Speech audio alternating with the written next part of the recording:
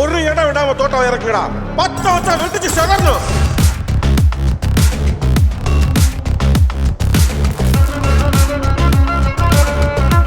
எட்ரா கொக்கி.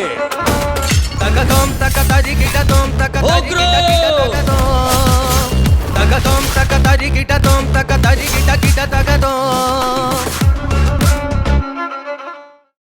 நான் போலீஸ் ஸ்டேஷன் போறது இல்ல, சின்னத்தனோட ஆபீஸ்க்கு போறேன்.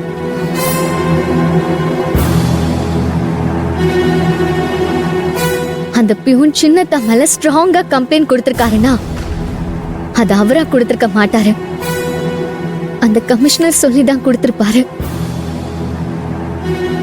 நான் போய் கமிஷனரை பார்த்து பேசுறேன். ஒரு பாவமும் அறியாத என் சின்னத்தா மேல எதுக்கு அநியாயமா இப்படி ஒரு பழி போட்டீங்கன்னு கேட்டு அவங்க மூலமா எப்படியாவது இந்த கேஸ வாபஸ் வாங்க வைக்கிறேன். என்ன வேணா கண்ணு, கமிஷனருக்கு இந்த பிரச்சனைக்கு எந்த சம்மந்தமும் இல்ல.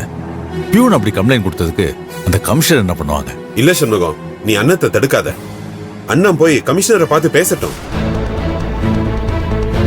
நீ சொல்ற மாதிரி பியூன் கொடுத்த கம்ப்ளைண்ட்டுக்கும் கமிஷனருக்கும் சம்பந்தமே இல்லைனாலும் அவங்க சொன்னா பியூன் கண்டிப்பா கார்த்தி மேல கொடுத்த கம்ப்ளைண்ட்டை வாபஸ் வாங்கிடுவாரு.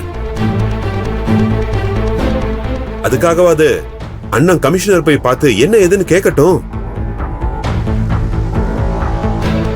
கலகம் பிறந்தாதானப்பா நியாயம் பிறக்கும்னு சொல்லுவாங்க. அதுக்காக அண்ணன் போய் அங்க கலகம்லாம் பண்ண வேண்டாம், நியாயம் கேட்கட்டும். அது மூலமா கார்த்தி வெளியே வரதுக்கு ஏதாவது வாய்ப்பு இருக்குன்னா அதையே நாம முயற்சி பண்ணி பார்க்க கூடாதா? மாமா என்னங்க மாமா, ஏன் தயங்குறீங்க? சின்னத்தம் போலீஸ் ஸ்டேஷன்ல இருக்கிறத ஒரு நிமிஷம் நினைச்சு பாருங்க. நான் அந்த கமிஷனரை பார்த்து பேசுறது சரின்னு உங்களுக்கே தோணும். சரி கண்ணு, நீ கமிஷனர் போய் பார்க்கறதுனால நல்லது நடக்குதுன்னா அது சந்தோஷம் தானே?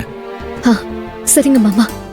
கண்ணு, பேசும்போது உணர்ச்சி வசப்பட்டு கோவப்பட்டுறாத, பார்த்து பொறுமையா நிதானமா பேசு.